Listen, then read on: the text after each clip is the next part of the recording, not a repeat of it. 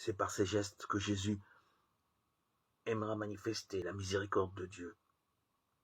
Le plus grand geste de compassion qu'il prodiguera d'ailleurs abondamment à l'égard des souffrants est le toucher.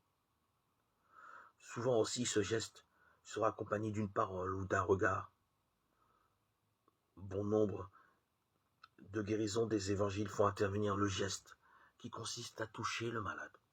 À travers ce geste, Jésus manifeste là encore son cœur de compassion et semble souvent stimuler l'espérance des foules. Une force sort de lui, souvent à travers ce geste, mais c'est plus que cela. Et les malades le pressentent bien, ils se rendent proches, ils se donnent par amour dans l'action de toucher. Si bien que certains, telle la femme qui était en perte de sang,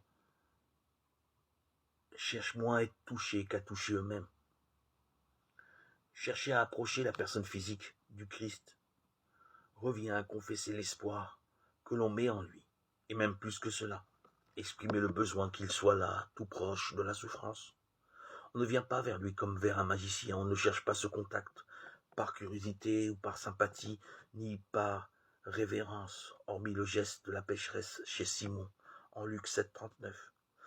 On vient à Jésus par besoin d'être soulagé, certes, ou de recevoir une bénédiction, mais plus encore parce qu'il sait se rendre proche, compréhensif, compatissant. L'homme plongé dans une quelconque forme de souffrance sait intuitivement d'abord se tourner vers celui ou celle qui saura se faire consolant, confortant, miséricordieux. C'est pour cette raison première que l'on souhaite toucher le Christ, ou que ce dernier touche de sa propre initiative les différents lieux de souffrance.